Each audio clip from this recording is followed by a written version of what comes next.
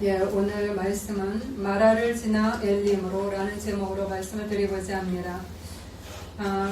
유튜브에 한 영상이 올라왔습니다. 항생제 처방이라는 그러한 쇼츠가 올라왔는데 여기에 대해서 잠깐 이야기를 드리고자 합니다.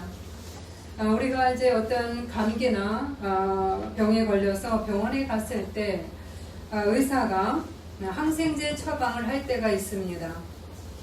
한 예로 이때 이제 의사가 7일치 항생제를 드세요 라는 처방을 내립니다.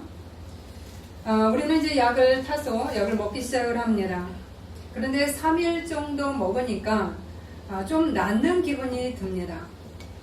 그러다가 5일차쯤 되니까 거의 나은 느낌이 들어서 완치되었다고 우리가 생각을 하고 7일째까지 약을 먹지 않고 5일쯤에 약을 끊어버리기도 합니다. 여러분 어떠세요? 저는 좀 그런 편인 것 같아요. 그 전에 끊어서. 네. 왜냐하면 열이 좀 내렸고 몸도 많이 좋아진 것 같다고 생각하기 때문에 내가 7일까지 약을 먹을 필요가 있을까 하고 약을 우리들이 중단을 하기도 합니다. 그런데 이게 가장 나쁜 습관이라고 이야기를 합니다.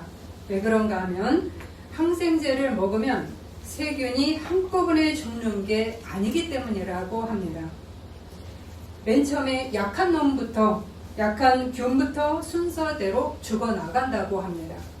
그래서 첫째 날 항생제를 먹으면 약한 놈이 먼저 터져나가고, 그리고 셋째 날 중간 균들이 정리되기 시작을 합니다. 여기서부터 중간 균들, 중간 세기의 균들이 죽어나가기 시작하니까 여기서 몸이 좀 나은 느낌이 든다는 거예요. 그래서 많이 좋아졌네, 다 낫네. 그러니까 이 정도에서 약을 그냥 끊어야지. 그래서 우리가 처방약들이 이렇게 남습니다. 그죠? 그런데 여기에서 우리가 실수를 한다는 거예요. 뭐냐면 약한 놈 죽었고 중간 균들은 죽었지만 아직 가장 끈질긴 강력한 균들이 살아있다는 겁니다. 원래 우리 몸속에는 항생제와 함께 강한 놈들이 살고 있다고 얘기를 해요. 그래서 항생제를 내 마음대로 끊게 되면 이 강한 균들만 살아남아서 경쟁자가 없이 이제 다른 것들은 죽었고, 그래서 강한 균들만 살아남아서 마음껏 번식을 한다고 얘기를 합니다. 그래서 이렇게 약을 처방을 받으면 중간에 우리들이 딱 중단하고 이러한 습관들이 반복이 되면 강한 균들만 번식이 되어서 계속 번식이 되어서 여기에서 새끼들이 태어나는데 이 새끼들이 태어난 새끼들은 항생제에 이미 강한 저항성을 가지고 강한 저항력을 가지고 무장된 상태에서 강력하게 태어난다는 거예요.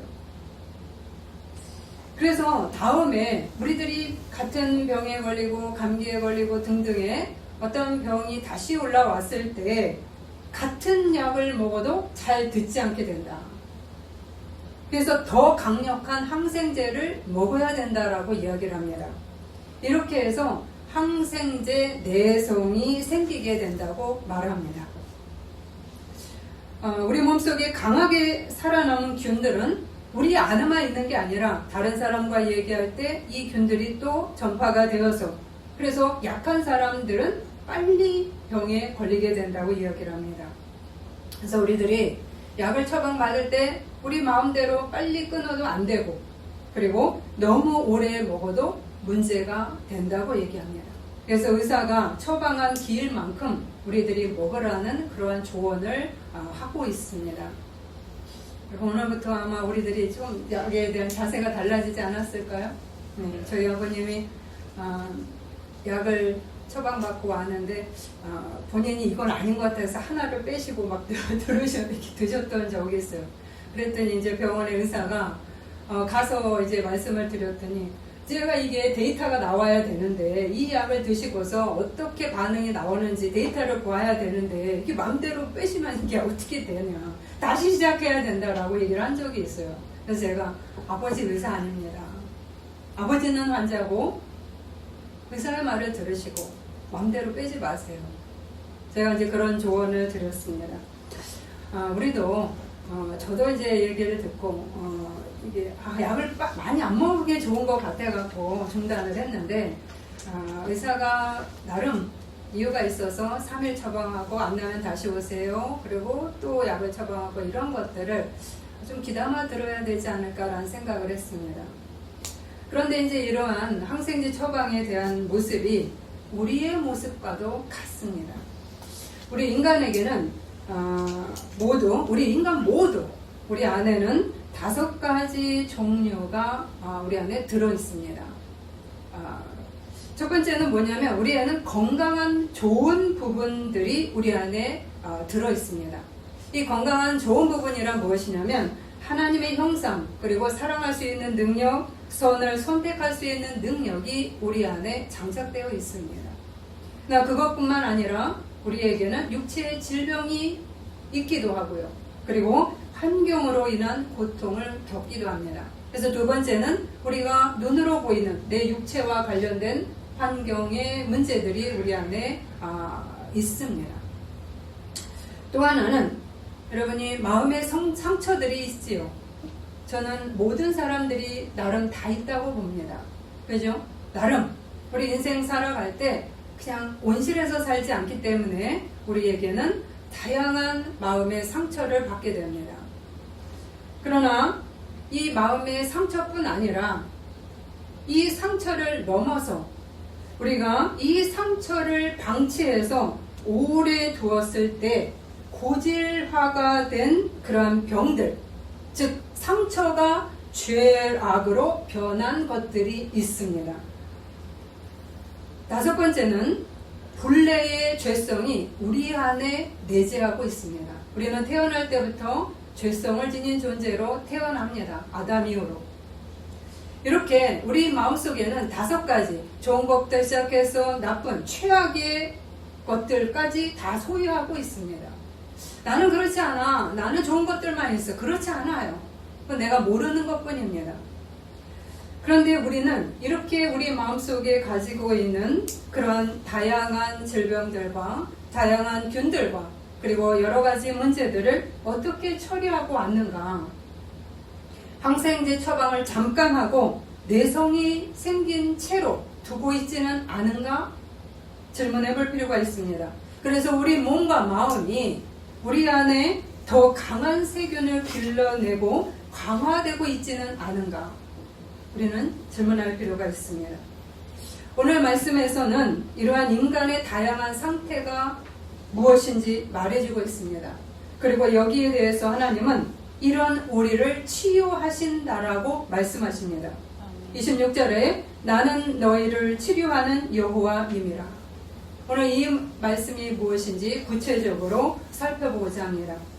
첫 번째, 하나님 오늘의 말씀 속에서 마라 상태인 우리를 나타내고 있습니다. 오늘의 말씀의 배경은 이스라엘 백성이 애굽에서 오랜 시간 동안 노예로 살다가 하나님의 은혜로 구원받고 홍해를 건너 광야로까지 이르렀습니다. 홍해를 건넜을 때 이스라엘 백성은 너무너무 기뻐서 하나님 앞에 아주 기쁨의 찬미를 드리고 환호성을 올려드렸습니다. 그것이 출애굽기 15장 1절에서 21절, 바로 우리가 읽은 본문 위에 나오는 내용입니다. 이때에 모세와 이스라엘 자손이 이 노래로 여호와께 노래하니 일러스되 내가 여호와를 찬송하리니 그는 높고 영화로우심이요 말과 그 탄 자를 바다에 던지셨습니다. 1절에서 21절에 이르기까지 아주 풍성하게 하나님 앞에 너무 기뻐서 소고를 치며 막 찬양을 올리는 겁니다. 얼마나 기쁘겠어요. 애굽에서 탈출해서 나왔으니까. 그런데 이러한 그들이 이제 수르 광야에 이르러서 3일 동안 물을 얻지 못합니다. 이런 상태에서 3일 동안 물을 얻지 못한 상태에서 이들은 마라에 도착합니다. 이 마라에 도착하니까 물이 있는 거예요. 그래서 너무나 좋아서 이 물을 마십니다. 그런데 이 물이 먹을 수 없는 쓴 물이었어요. 그래서 바로 이 물을 먹자마자 이스라엘 백성들은 돌반을 합니다. 모세에게 원망을 더욱 쏟아내기 시작을 합니다. 이전까지 3일 전까지만 해도 하나님 앞에 찬미를 올렸던 그 이스라엘 백성이 단체로 찬미를 올렸던 이들이 모두 함께 모세를 원망합니다. 모세를 원망함은 하나님을 원망함과 같습니다. 그것이 22절에서 24절입니다. 수르 광야로 들어가서 거기서 사흘길을 걸었으나 물을 얻지 못하고 마라에 이르렀더니 그곳 물이 있어서 마시지 못하겠으므로 그 이름을 마라라 하였더라. 백성이 모세에게 원망하여 이르되 우리가 무엇을 마실까 하매. 여기에서 마라는 무엇을 의미하는 것인가? 마라는 히브리어로 쓰다, 괴롭다, 근심하다의 뜻이 있습니다. 쓰다, 괴롭다, 근심하다. 즉, 이 마라는 바로 우리 인간 안에 들어있는 다양한 병균과 같은 그러한 상태를 이야기한다고 볼 수가 있습니다. 구체적으로 얘기하면 아까 말씀드린 우리 안에 있는 좋은 것들을 뺀 나머지들, 육체의 고통, 육체의 질병, 그리고 환경의 문제들을 의미합니다. 배가 고파요, 목이 말라요, 경제적인 문제들이 너무나 힘듭니다. 그리고 내 몸이 너무나 지금 피곤합니다. 그리고 무엇을 할 수 있을 그런 상태가 아닙니다. 나의 환경이 좋지 않습니다. 이렇게 내 몸과 환경에 닫힌 여러 가지 문제를 의미하기도 합니다. 그래서 내 환경이 써요. 내 환경이 괴로워요. 내 환경 때문에 나의 몸 때문에 괴로워요 라고 고백하는 것이 첫 번째 마라의 상태입니다. 그러나 이 마라의 상태가 여기에만 있는 것이 아니라 두 번째, 육체를 넘어서 마음의 상처와 병을 이야기합니다.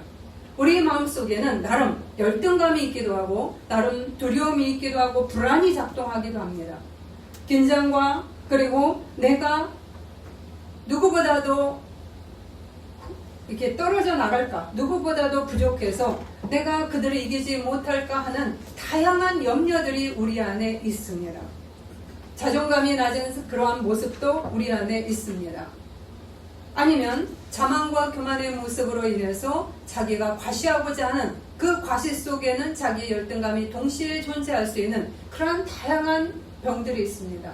그것뿐만 아니라 내 안에서 상처를 받아서 내가 누군가로부터 학대를 받아서 트라우마가 된 그런 문제들도 있습니다. 다양한 상처가 있죠. 우리 안에 기스가 난 부분들이 있죠. 가족 안에서 부부끼리 아니면 형제끼리 아니면 직장에서 다양한 문제들로 인해서 우리 마음이 스크래치가 나 있습니다. 그러나 여기에서 넘어 또 한 가지 아까 말씀드린 대로 상처가 그냥 상처로만 있는 게 아니라 그것이 오래 굳어져서 죄악으로 변한 모습들이 있습니다. 상처 자체는 죄가 아닙니다. 그러나 우리가 상처를 어떻게 처리하는가에 따라서 그것이 죄악으로 변하기도 합니다. 우리가 하나님 앞에 바르게 나와서 그것을 처리해야 되는데 처리하지 못해요. 내 상처 속에서 우리는 불평을 하게 됩니다. 내가 상처, 스크래치를 얻었어요. 내 마음 안에 뭔가 긁혀졌어요. 근데 그것이 그냥 놔둘 때 우리 안에는 불평이 올라옵니다. 억울해요. 왜 나에게 이런 일이 있죠? 왜 저 사람은 나한테 이렇게 하는 거예요? 등등 내 속 안에는 불평이 올라옵니다. 그러면서 원망으로 바뀝니다. 그 사람 때문에 그랬어요. 불평이 불평으로 끝나는 게 아니라 원망으로 나가면서 왜 나한테 이런 일이 있는 거예요? 저 사람은 편안한데 왜 나는 이렇게 힘든 일이 있는 거예요? 그 사람이 나한테 이렇게 했어요. 라고 하는 원망으로 발전을 합니다. 원망에서 끝나는 것이 아닙니다. 그 다음에는 하나님이 나를 돌보지 않으셨잖아요. 이런 상태에서 왜 나에게 이런 일을 하나님이 겪게 하는 거죠? 하나님에 대한 불신이 생기기 시작합니다. 그러면서 하나님에 대해서 대적하는 마음, 하나님한테 공격하는 마음, 하나님이 말씀하시는 거에 대해서 내가 듣고 싶어하지 아니하는 그런 반역의 불순종의 마음이 우리 안에서 자라기 시작을 한다는 겁니다. 그래서 이렇게 우리가 그 마음의 상처를 내가 제대로 처리하지 않고 방치했을 때 이것이 굳어져서 내 마음속에 분노가 그리고 미움이 시기심과 복수심과 공격성들이 우리 안에서 넘실넘실 이렇게 자라게 만드는 그러한 일이 있죠. 이것이 바로 우리 안에 내성이 생겨서 강력한 병균으로 힘을 발하고 있는 그러한 마음의 상태를 말합니다. 그래도 우리는 이런 것에 길들여져 있습니다. 강력한 병균에 의해서 내가 조정을 받는 거죠. 내 스스로 선택한 겁니다. 우리가 치료받지 않고 우리들이 그것을 방치해 놓습니다. 내 마음을 방치해 놓는 겁니다. 내 미움의 상태를 방치합니다. 내 가족을 미워하는 것을 하나님 앞에 갖고 들어오지 않고 방치해 놓습니다. 그래서 내 미움이 안에서 더욱더 커집니다. 단단해집니다. 시기심이 생깁니다. 그리고 이제 공격성이 생깁니다. 다양한 내 안에 분노가 올라오면 그 혈기를 내가 주체하지 못해서 확 쏟아내야지만 되는 정도로 내가 자라버렸습니다. 아니면 무관심으로 그냥 신경 안 씁니다. 너는 너, 나는 나 등등 다양한 모습으로 내 안에서 작동을 합니다. 그러면서도 길들여져서 아무렇지도 않게 살아가는 거예요. 그냥 익숙한 겁니다.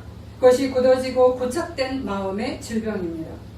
그것이 히브리서 12장 15절에 보면 쓴뿌리가 나서 괴롭게 하지 않게 하라 라는 말씀이 나옵니다. 쓴뿌리가 나서 우리 안에 쓴뿌리가 나서 번성하고 있다는 이야기입니다.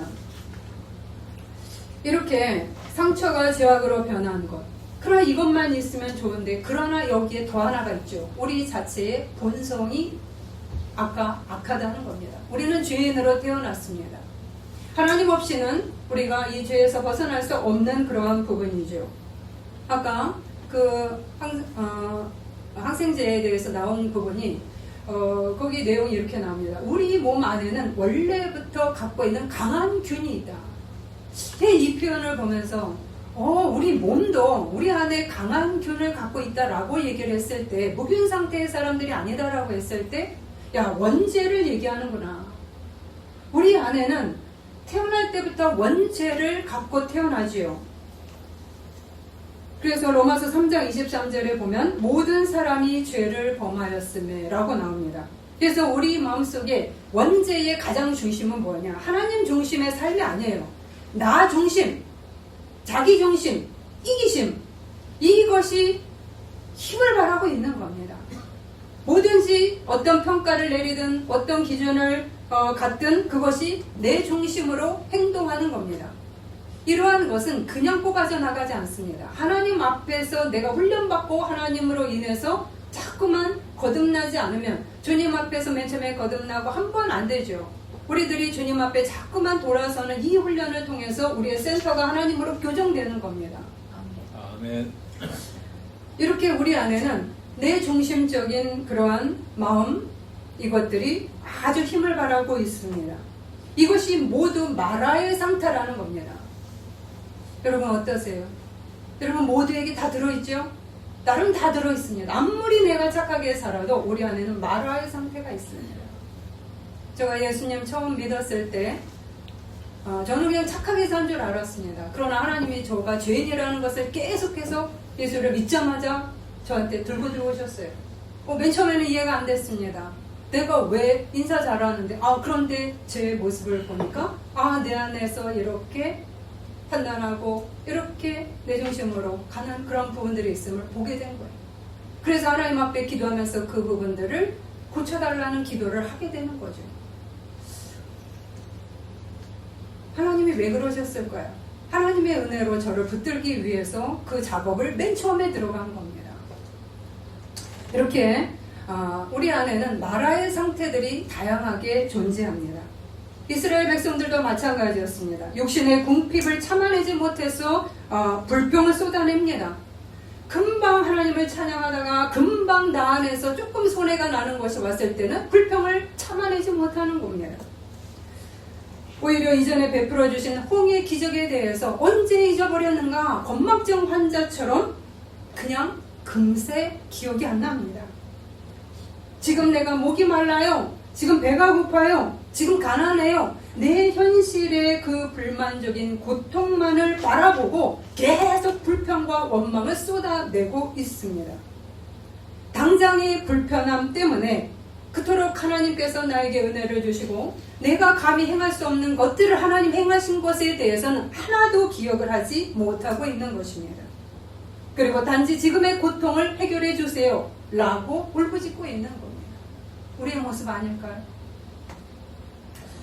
이처럼 우리에게도 다양한 마라가 존재합니다. 이런 마라의 인생에 대해서 우리는 어떻게 행하고 있을까요? 특별히 그 다양한 마라의 상태 속에서 상처가 죄악으로 넘어간 부분이 있습니다.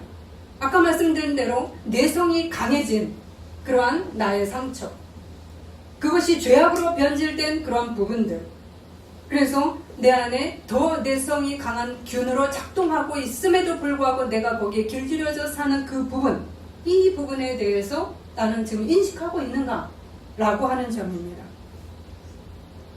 우리는 이것에 대해서 그냥 내가 상처받아서 그래요, 나를 상처 준 사람에게 원망과 그리고 탓을 돌리면서 그것을 끝내버리는 경우들이 많습니다. 하나님, 저 사람 때문에 내가 이렇게 된 거니까. 그래서 우리는 그 늪에서 벗어나지 못합니다. 그 원망의 늪 속에서, 자기 연민의 늪 속에서 벗어나지 못합니다. 그냥 그 사이클에 의해서 내 인생이 나이가 들어도 거기에 계속 잡히는 겁니다. 하나님, 저 치유해 주세요, 저 고쳐주세요 라고 기도를 합니다. 그러나 어떤 치유를 원하는가? 이 부분을 우리는 생각해 봐야 된다는 겁니다. 하나님, 쓴물을 단물로 바꿔주세요. 그리고 힘드니까 위로해 주세요. 적당하게 고쳐주세요. 우리는 이러고 있지 않은가? 라고 하는 점입니다. 이러한 면에서 하나님께서는 어떻게 하셨는가? 오늘 그 부분이 나옵니다. 주님은 맨 처음에 나무를 던지라 라는 명령을 내립니다. 24절 25절입니다. 백성이 모세에게 원망하여 이르되 우리가 무엇을 마실까 하매 모세가 여호와께 부르짖었더니 여호와께서 그에게 한 나무를 가리키시니 그가 물에 던지니 물이 달게 되었더라. 하나님은 이스라엘 백성이 육체의 고통을 울부짖는 것, 그 육체의 고통에 대해서 하나님께 나와서 울부짖는 것을 그냥 넘어가지 않습니다. 하나님은 나무를 물에 던지게 해서 그 쓴 물이 달게 만들어서 그들이 먹을 수 있게 만들어 주었습니다. 아멘. 이스라엘 백성의 목마름을 해결해 주었다는 겁니다. 아멘. 이스라엘 백성이 배고파요. 그랬을 때 매일매일 만나를 내려주셨고 그들에게 메추라기를 주셨고 생수물을 주셨습니다. 이처럼 하나님께서는 우리의 현실의 문제에 관심이 있으심을 기억하셔야 합니다. 그 문제를 해결하려고 해주심도 잊지 말으셔야 합니다. 아멘. 그래서 여러분, 우리는 모두 기도를 하셔야 됩니다. 아멘. 비록 이들이 불평으로 기도를 했지만 그래도 하나님, 나의 현실의 문제를 해결해 주세요. 나의 육체의 질병을 고쳐주세요. 의사를 통해서 행하든 우리가 약을 먹든 하나님의 신유가 임하든 다양한 하나님의 치유가 임하든 다양한 루트를 통해서 치유하시는 주님을 여러분이 기대하셔야 됩니다. 아멘. 그래서 우리는 이 문제에 대해서 그냥 간과하지 마시고 기도하셔라, 저는 부탁을 드립니다. 그런데 여기에서 멈추시는가? 그렇지 않습니다. 이 나무란 무엇인가? 바로 예수 그리스도의 십자가를 상징합니다. 예수님은 이 땅에 오셔서 당신의 백성의 육체와 그 마라의 상태, 다양한 그 마라의 상태, 질병과 가난과 마음의 상처를 치유하시기 위해서 두루 돌아다니셨습니다. 그들을 만나서 위로하시고 그들의 공핍을 공급하시고 그들의 병든 부분을 치유하셨습니다. 그런데 우리가 말씀을 보면 예수님의 치유는 위로에서 멈추지 않았다는 사실입니다. 즉, 우리에게서 우리가 마음의 상처를 받으면 자꾸 위로하고 공감해주고 그러면 치유가 일어납니다. 그래서 상담할 때 위로를 해주고 공감을 해주면서 그 다음에 문제를 인식시켜주지요. 그러면서 사람을 치유로 이끕니다. 마음이 아뭅니다. 아픔이 아물어요. 그런데 문제는 무엇이냐? 이렇게 악한 세균과 중간 세균은 우리에게 고침을 어느 정도 받을 수는 있을지 모릅니다. 그런데 주님께서는 우리에게 이렇게 약하고 중간 세균을 죽이는 데에서 만족하지 않으신다는 사실이에요. 우리 속에 내성을 키우고 있는 강한 균들, 우리가 죄성으로 변해 있는 나의 균들에 대해서까지도 하나님은 치유하기를 원하신다는 사실입니다. 아멘. 그래야 참다운 치유가 이루어지기 때문입니다. 아까 말씀드린 대로 우리 안에는 5가지가 다 존재합니다. 아니, 나는 죄성이 없어요. 나는 상처받은 적도 없고 그래서 내 상처가 죄악으로 변질된 것은 없습니다. 과연 그럴까요? 여러분 안에 들어가면 여러분 안에 혈기가, 여러분 안에 용서하지 못한 마음이, 내 안에서 누군가에 대해서 판단과 비판하는 그러한 차가움이 여러분에 없을까요? 모르는 겁니다. 내가 인식하지 못할 부분입니다. 내가 이기성이 없을까요? 자기중심적은 얼마나 많을까요? 예수님은 의사가 중간에 그 항생제 치료를 멈추지 마세요 라고 한 것처럼 하나님도 당신의 아들 예수 그리스도에게 십자가를 지게 하시고 우리의 마음과 죄의 깊이까지 파고들어서 질병과 죄악의 근원까지 치료하기를 원하셨습니다. 아멘. 이것이 중요합니다. 하나님은 이스라엘 백성의 그 고질적인 강한 마음의 병과 죄악을 보셨습니다. 백성은 물이 써요 라고 얘기를 했습니다. 내 육체에 물이 써요. 내 환경에 물이 씁니다. 내 환경이 좋지 않습니다. 여기서 멈춰버렸어요. 그러나 주님은 너희들은 물이 쓰다고 얘기하지만 너희 마음이 쓰다라고 말한 겁니다. 너희의 마음 상태가 쓰다. 그리고 그 반복된 오랜 질병과 죄악으로 빠진 그 마음을 단지 위로 차원의 치유로는 고칠 수 없어서, 만약에 위로 차원으로 끝난다면 다시 계속 반복될 것임을 아셨기 때문에 주님은 더 깊은 치료로 나아가고 계신 겁니다. 아멘. 실제로 이스라엘 백성은 반복해서 악을 행했습니다. 고통을 호소합니다. 하나님이 응답하십니다. 잠시 만족합니다. 그러다가 다시 불평과 원망을 행하고 다시 애굽으로 돌아가려고 합니다. 애굽은 뭐예요? 나의 옛 본성입니다. 내 죄악된 모습으로 자꾸 돌아가지요. 불순종을 합니다. 하나님과 모세 탓을 합니다. 계속되는 불순종으로 인해서, 이 반복되는 모습으로 인해서 그들은 가나안 땅에 들어가지 못하고 죽었습니다. 이 사이클은 사사기에도 그대로 나타납니다. 이것이 인간의 모습입니다. 우리의 모습입니다. 우리가 심리학과 일반 상담 다양한 그 공부들을 할 때 주로 나오는 단어들이 치료를 할 때 병들었습니다, 상처받았습니다 라는 말을 많이 씁니다. 제가 이런 부분에서 참 고민을 많이 했습니다. 물론 이 부분들이 우리에게 많이 도움을 줍니다. 우리가 병원에 가서 치료를 받는 것과 마찬가지로 상담을 통해서 마음의 치료를 받습니다. 그런데 우리가 일반 상담을 할 때 상담자가 내담자에게 당신은 악합니다 라고 얘기하지 않습니다. 별로 얘기하지 않습니다. 이것은 죄입니다 라고 얘기하는 것을 별로 보지 못했습니다. 이 얘기를 하면 정죄한다고 생각을 하기 때문입니다. 이것이 성경하고의 큰 차이점입니다. 성경은 우리에게 마음의 상처와 죄악을 동시에 봅니다. 그리고 함께 다룹니다. 우리 성경을 읽어보면 죄라는 말이 나오고 악이라는 말이 나오고 악하다는 말이 나옵니다. 바리새인들을 보고 독사의 자식이라고 말을 합니다. 예수님이. 그것은 그 속 안에 도끼와 악이 들어있다는 이야기입니다. 죄가 너 안에서 힘을 발하고 있다는 이야기입니다.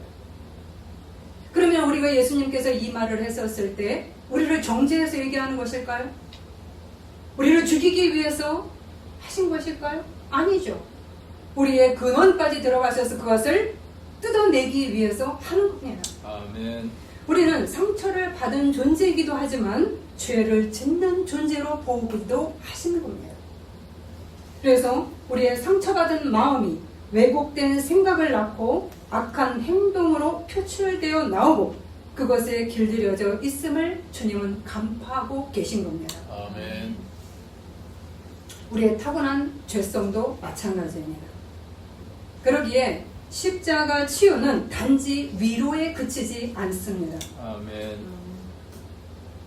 예수님과 하나님의 치유는 두 단계로 진행됩니다. 물론 두 단계라고 얘기하는 것은 제가 너무 간단하게 얘기할 수 있지만 일단 얘기를 드리면 두 단계, 첫 번째 우리 마음의 상처를 치유하시는 위로와 공감을 통해서 우리를 만져 들어가시는 일을 반드시 하십니다.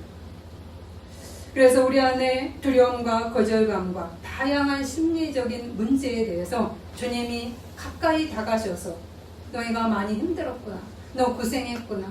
그동안 얼마나 지쳐있느냐. 너가 애썼다. 너가 이런 아픔을 겪었구나. 그래서 우리 속에 있는 독소들을 빼내기 시작을 합니다. 이 정도로 치유되는 것이라면 주님은 여기에서 멈춥니다. 왜요? 아무니까요. 그런데 여기에서 멈추지 않는 우리 안에 마음의 병들이 있습니다. 그렇기 때문에 하나님은 왜 이스라엘 백성을 마라로 끌고 갔을까요? 백성들은 자신 안에 마라의 상태가 있는지 몰랐습니다. 자신 안에 그 다양한 마라가 있다는 것조차 인식 못했어요. 그러나 주님이 너희들이 홍해를 건넜다 해서 예수 믿고 구원받았다고 해서 너희 안에 상처가 다 치유된 건 아니야. 우리가 예수 믿으면 예수 믿음과 동시에 여러분의 마음의 상처가 다 없어졌습니까? 여러분 아직까지도 남아있고 예수 믿으면서도 상처받죠? 사람들로부터 상처받고 내가 상처 주기도 많이 합니다. 그렇기 때문에 주님은 너 예수 믿었다고 다 해결된 거 아니야. 너희 안에 더 내가 들어가야 해 라고 하는 겁니다. 아멘. 그래서 너희 안에 마라의 상태를 보여주기 위해서 우리 안에 마라가 무엇인지 보여주기 위해서 하나님은 마라로 데리고 가지 않아도 되는데 마라로 끌고 가십니다. 왜요? 우리 안에 문제 마라를 보게 하려고 드러내게 해서 그것을 치유하시려고 하는 하나님의 의도가 있기 때문입니다. 아멘. 이처럼 먼저 하나님은 치유를 행하십니다. 위로를 하시고 공감을 하시고. 그러나 아까 말씀드린 대로 내성이 생겨버린 균에게는 끝까지 항생제를 투여해서 균을 죽여야 한다고 하는 것처럼 하나님은 우리 속에 마음의 죄악의 부패로 악으로 변질된 그러한 모습과 우리의 본성의 죄악의 모습을 치유하기 위해서 두 가지를 플러스를 해주십니다. 그것이 뭐냐면 하나님의 말씀과 회개라는 항생제를 동시에 투여하는 것입니다. 아멘. 그것이 25절 26절입니다. 거기서 여호와께서 그들을 위하여 법도와 율례를 정하시고 그들을 시험하실세 훈련하실세 이르시되 너희가 너희 하나님 나 여호와의 말을 들어 순종하고 의를 행하며 내 계명에 귀를 기울이며 내 모든 규례를 지키면 내가 애굽 사람에게 내린 모든 질병 중 하나도 너희에게 내리지 아니하리니 나는 너희를 치료하는 여호와임이라. 이 말씀에서 법도와 율례를 정하시고라는 말씀이 나옵니다. 법도란 무엇이냐? 어떤 사건이 생기지 않도록 미리 예방하는 차원으로 제정된 법입니다. 예방법입니다. 예방주사입니다. 우리 안에서 이러한 병들이 내 안에서 강하게 나오지 않도록 어떻게 해요? 미리 예방을 하는 것입니다. 두 번째 율례가 나옵니다. 미슈파트. 이거는 재판하다 통치하다예요. 문제가 발생을 했어요. 그럼 어떻게 해요? 재판을 해서 말씀 앞에 서서 옳고 그른 것인지 분별을 하게 해서 이것을 실행하는 우리 안의 죄를 재판하는 그러한 실행법입니다. 그렇기 때문에 말씀을 통해서 말씀을 우리에게 줬다는 것은 무엇이냐? 여러분이 말씀을 보면 내 마음이 드러납니다. 내가 악한지, 내가 선한지, 내가 행동을 하는 것이 마음의 상처를 받았는지 등등등이 드러나게 되어 있어요. 그래서 내 상태를 보고 깨닫게 하면서 그래서 악으로 치닫게 하는 것을 예방하고 그리고 악을 밖으로 표출해서 문제가 발생했을 때 이것을 판단하고 해결하게 하기 위해서 당신의 말씀을 줍니다. 아멘. 그리고 이것이 계속 훈련이 되도록 주님께서 하셨다고 말씀을 하셨습니다. 아멘. 왜요? 단 한 번의 만짐을 가지고는 치유가 완벽하게 되지 않기 때문입니다. 아멘. 우리의 주기도문의 기도에서 이렇게 나옵니다. 우리를 악에 빠지지 않게 하옵시고, 우리들이 매일 기도합니다. 중요한 겁니다. 우리가 악에 빠지지 않게 하시고, 어떤 일을 겪더라도 악으로 우리들이 내동댕이 쳐서는 안 되기 때문입니다. 사단의 세력에 의해서 우리들이 꾀임받고 우리들이 넘어갈 수 있기 때문에 하나님께서 계속해서 기도 속에서 우리 안에 상처가 악으로 우리 안에 갖고 있는 악들, 그리고 사단의 영향에 의해서 힘을 발하고 있는 그런 것들을 근절시키기 위해서 이 기도를 첨가시킨 겁니다. 즉 병의 근원까지 파고 들어가서 우리 안에 반복되는 악에서 벗어나게 하는 근원적 기도까지도 하나님이 행하게 하신 겁니다. 아멘. 그리고 우리에게 회개를 하라고 말씀하시죠. 독사의 자식들아, 너가 회개하고 돌아오라. 백성들에게 예수님이 오셔서 세례요한이 얘기합니다. 회개하라, 천국이 가까웠느니라. 우리 마음속에 내성이 강한 것들을 태워버리는 것, 성령에 의해서 태워버리는 것이 바로 회개이기도 합니다. 다윗은 이런 경험을 하지요. 다윗이 시편 32편에서 고스란히 이런 말씀을 고백하고 있습니다. 나라가 어느 정도 위상이 올라갔어요. 그랬는데 나라가 잘 되니까 내가 나태해졌습니다. 게을러졌습니다. 옥상에 올라가 보니 한 여인이 옷을 벗고 목욕을 하고 있었습니다. 마음에 욕정이 올라왔어요. 그녀가 유부녀인 것도 개의치 않았습니다. 그리고 그 바세바를 불러서 간음을 행했습니다. 그리고 여기에서 더 나아가 그 죄를 은폐하기 위해서 임신한 그 바세바를 죽이기 위해서, 바세바의 남편을 죽이기 위해서 음모를 꾸미고 그리고 우리아를 죽여버렸습니다. 강력한 죄악의 병균이 다윗의 내면에서 계속해서 움직이고 있었던 것입니다. 그런데 그는 익숙하게 그냥 아무렇지도 않게 살았어요. 그러나 하나님의 손이 그를 누르기 시작을 했습니다. 너가 그렇게 되면 너의 인생은 망한다. 그것이 32편 3절에 나옵니다. 내가 입을 열지 아니할 때에 종일 신음함으로 내 뼈가 쇠하였더라. 죄악의 힘을 고백하고 있습니다. 내 뼈가 쇠해지고 있다. 내 영혼이 지금 망가지고 있다는 이야기입니다. 상태가 안 좋다. 종일 신음하고 있는 영혼의 상태를 이야기해 줍니다. 겉으로는 아무렇지도 않았어요. 하지만 내 영혼은 망가지고 있었다는 사실입니다. 이에 대해서 하나님은 다윗을 방치하지 않습니다. 내가 다윗을 사랑하니까 그냥 다윗을 위로하고, 너 고생했으니까 그동안 잠시 쉬어서 그래 실수한 거야. 실수 괜찮아. 그럴 수도 있지. 그렇게 얘기하지 않았어요. 하나님은 다윗을 너무나 사랑했어요.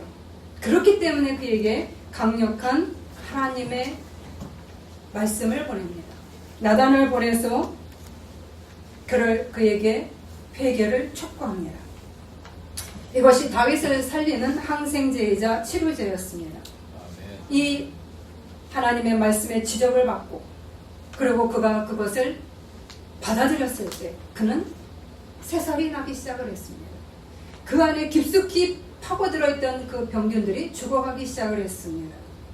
근원적 치유를 맛봤기 때문입니다. 그것이 32편 3절 5절에서 나오지요. 주의 손이 죄하로 나를 누르시오니 내 진액이 빠져서 여름 가뭄에 마름같이 되었나이다.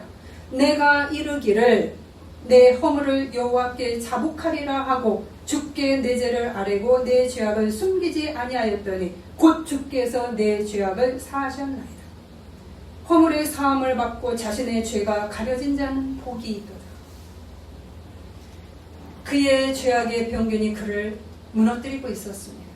하나님은 그를 미워서가 아니라 그를 사랑해서, 너무나 사랑해서 그를 구원하기로 작정을 하신 것입니다. 그가 하나님의 치유를 받아들였을 때, 하나님의 징계를 받아들였을 때 그는 자유했습니다. 그의 몸이 새롭게, 그의 마음이 새롭게 날개를 달 듯 일어났습니다.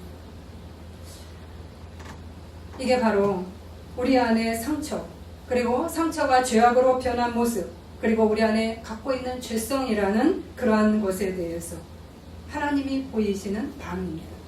그럼 우리는 어떻게 반응하고 계십니까? 하나님은 우리 모두에게 이미 다양한 치유를 행하고 그러한 일을 행하고 지금까지 계십니다. 그런데 우리는 하나님에게 어떤 반응을 보일까요? 우리는 하나님, 저를 공감해 주세요. 저를 위로해 주세요. 라고 하시지 않나요? 하나님은 그럴 생각이 없어요.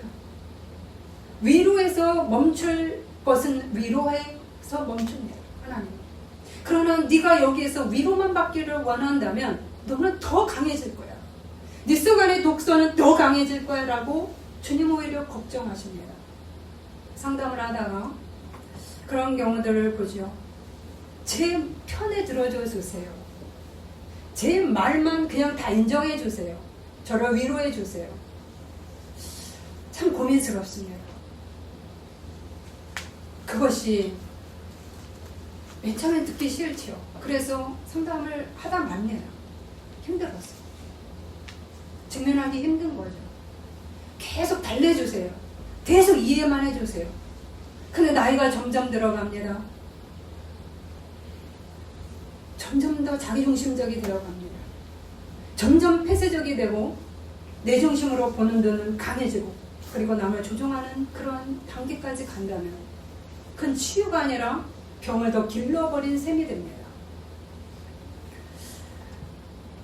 우리의 반응은 대체적으로 위로해 주시는 하나님에게 머물고 있다는 사실입니다. 그래서 더 깊은 치유를 위해서 십자가 항생제를 갖고 들어오시는 그 주님을 밀어냅니다. 계속 복용하고 싶지 않습니다. 그 항생제가 불편하고 괴롭습니다. 왜요? 내 안을 드러내는 것 같으니까. 그리고 내 안에 병균이 드러나는 것이 싫어서 하나님에 대해서 오해를 하고 있죠. 왜 저한테 그러시는 거예요? 저 사람은 안 그러잖아요. 왜 저한테 그러시는 거예요? 라고 항변을 합니다. 그런데 마라를 드러내어야, 마라를 제거하여야 내가 온전해지니까. 아멘. 주님이 들어오신 겁니다. 아멘. 우리는 도려내지지 못한 그 내성 강한 균으로 인해서 반복해서 똑같은 문제에 시달리고 있지는 않습니까? 여러분의 문제를 한번 생각해 보세요. 왜 나는 똑같은 말을 계속 반복해서 하지? 왜 똑같은 문제가 계속 불거져서 사람들에게 문제를 일으키지? 뭐가 문제인지도 모르고 남의 탓을 합니다. 내 상처 탓만 합니다. 하나님이 말씀을 비춰주면서 너에게 이러한 악이 있다라고 얘기를 할 때 아니에요. 이거 상처받은 거잖아요. 회개하라는 그런 항생제를 줄 때 왜 내가 해요? 기분 나빠요. 던져버립니다. 그 항생제를 옆에다 치워버립니다. 복용하기를 중단합니다. 안 먹어도 괜찮다고 생각하기 때문입니다. 그러면 정말 괜찮을까요? 괜찮다면 그 문제는 반복되지 말으셔야 합니다. 그 문제가 다시 제기되지 않아야 돼요. 우리가 다 났을 때 다시 반복되지 않죠. 그죠? 병이 치료되면 여러분 다시 병원 안 갑니다. 그런데 우리가 기침이 계속 안 나요. 그럼 병원 계속 가야 되는 거죠. 그것이 기침이 끊어질 때까지 가야 되는 거예요. 여전히 여러분에게 같은 문제로 시달리고 있다면 우리 안에는 이게 죽지 않은 겁니다. 이것을 죽이려고 애쓰지도 않은 거예요. 그러면서 하나님 위로해 주신 하나님만 내게 주세요. 여러분 우리는 그런 의사한테 가면 뭐라고 얘기를 해요? 아유 괜찮아요 그냥 가세요. 이렇게 하면 돌팔이 의사라고 얘기를 합니다. 금방 얘기를 합니다. 그러나 우리의 문제를 팍 정확하게 지적하는 그 의사에게는 오명이라고 얘기를 합니다. 의사에게는 그런 평가를 내리면서 막상 예수님이 그렇게 와도 우리는 예수님에게 그런 평가를 내리지 않지요. 주님은 다양한 치료책을 들고 우리에게 나오십니다. 아멘. 예수의 십자가는 우리를 단지 위로에 그치기 위해서 오신 사건이 아니고 우리의 근원의 문제까지 파고들기 위해서 오신 사건입니다. 아멘. 그래서 예수가 걸어간 길은 그 십자가의 길은 우리의 고통과 사악한 공격으로 인해서 예수님의 몸이 마음이 만신창이가 되었습니다. 골고다 길을 여러분 보세요. 사순절은 예수님의 고난을 생각하는 시간입니다. 예수님이 만신창이가 되었습니다. 우리는 그런 거 생각 안 하죠. 왜요? 우리는 우리의 죄 때문에 우리는 계속 예수님이 그 십자가 골고다 길을 걸어갈 때 이스라엘 백성을 계속 공격했습니다. 바로 내가 공격하고 있는 겁니다. 나의 죄가 예수님을 계속 공격하고 있는 겁니다. 내 안의 죄성이 그렇게 예수님을 공격하고 있습니다. 그러나 주님은 우리 골고다 길 예수님이 십자가에서 돌아왔을 때까지 포기하지 않고 그 길을 걷습니다. 왜요? 강력한 항생제의 역할을 당신이 하고 계시는 겁니다. 내가 얘를 끝까지 뚫고 가리라. 주님은 우리 안에 들어오셔서 당신의 몸이 망가질지라도 나를 치유하기 위해서 그 길을 마다하지 않으셨습니다. 아멘. 예수의 십자가 항생제는 비록 예수님이 망신창이가 되었다 할지라도 살아남을 정도로 강력합니다. 그래서 우리의 쓴 마음이 단 마음으로 바뀌는 겁니다. 아멘. 나를 온전히 살리기 위해서 주님은 우리 마음 안을 지금도 달리고 계십니다. 아멘. 우리를 더욱 건강하게 전인적으로 살리시기 위해서 이것이 바로 엘림으로 인도하시는 하나님입니다. 아멘. 27절입니다. 그들이 엘림에 이르니 거기에 물샘 10들과 종려나무 70그루가 있는지라 거기서 그들이 그 물 곁에 장막을 치니라. 엘림은 굳고 굳센 나무들이라는 의미를 지닙니다. 이곳에는 비가 자주 오고 개울과 샘이 많은 오아시스가 있습니다. 물샘이 12개나 있다고 얘기를 했고 종려나무가 70개가 있다고 얘기를 했습니다. 우리 주님은 우리의 마라를 드러내서 종려나무처럼 우리를 굳세게 굳게 만들기를 원하시는 겁니다. 아멘. 그래서 이스라엘 백성에게 이 엘림을 지나게 하면서 뭐예요? 내가 마라를 드러내면 너를 징계하며 너를 정죄함이 아니라 내가 이렇게 물샘 12개와 그리고 종려나무 70개처럼 이렇게 든든한 자들이 되도록 거룩한 백성이 되도록 너희들을 이끌어내기 위함이라라고 보여주는 표징이었습니다. 아멘. 종려나무는 의인의 상징입니다. 어떤 환경 속에서도 하나님을 믿고 사는 의인의 삶입니다. 광야 속에서도 하나님 백성으로 살고자 하는 그런 결단을 내리면서 사는 삶을 의미합니다. 하나님 안에서 다시 일어나는 승리와 기쁨의 풍요의 삶을 의미합니다. 이렇게 주님은 엘림으로 인도합니다. 그러나 엘림은 지나가는 휴게소였어요. 주님의 목적은 가나안이었습니다. 아멘. 우리로 하여금 주님과 온전히 평안을 누릴 때까지 주님은 쉬지 않고 이 일을 행하고 계시다는 이야기입니다. 아멘. 마라에서는 물 한 모금도 없었습니다. 그러나 엘림에는 12샘이 있었습니다. 마라에서는 햇볕만 있을 뿐이었습니다. 뜨겁게 내리쬐는 그러한 폭염만 있었습니다. 그러나 엘림에는 그늘이 있었습니다. 마라에서는 하나님을 불신앙하는 자리였지만 엘림에서는 하나님을 신뢰하는 자리로 들어서는 것입니다. 아멘. 이처럼 하나님은 우리를 거룩한 백성, 새 사람으로 우리를 일으키는 치유를 지금도 하고 계십니다. 아멘. 사순절 셋째 주입니다. 이 시간 십자가 길을 걸으신 예수님을 다시 생각해 보셔야 합니다. 나를 구원해 주신 예수님이야 라는 그런 피상적인 고백에서 우리는 이제 벗어날 때가 됐습니다. 신앙생활 여러분 오래 하셨죠? 그러면 예수님께서 우리 안에 다양한 모습을 5가지의 모습을 나름 다 좋은 것들은 발현시키고 나머지들은 치유하시기 위해서 누구보다도 적극적으로 행하시는 그러한 일을 지금도 하심을 보셔야 합니다. 나의 마라를 보셔야 합니다. 나의 마라를 인정하셔야 됩니다. 그리고 내 힘으로 안 되는 부분, 예수 그리스도의 십자가가 우리에게 절실하게 필요하다는 것을 여러분이 고백하시고 구하셔야 합니다. 아멘. 그럴 때 우리는 마라의 신앙에서 엘림의 신앙으로 종려나무처럼 굳세고 아름다운 존재로 비상하게 될 것입니다. 아멘. 이러한 성도님들이 다 되시기를 기도합니다.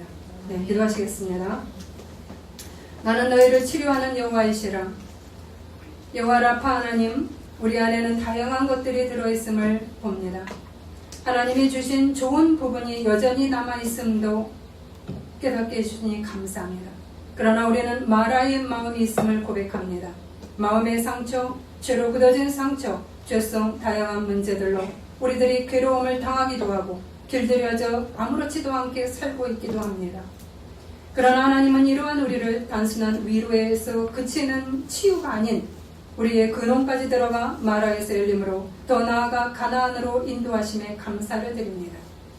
단지 위로와 문제 해결만을 원하는 성도가 되지 않게 하소서. 물샘 12개와 70종려나무처럼 거룩한 백성으로 일어서는 영성의 훈련을 적극적으로 아멘으로 동참하는 사순절이 되게 하소서. 예수 그리스도 이름으로 기도드립니다. 아멘.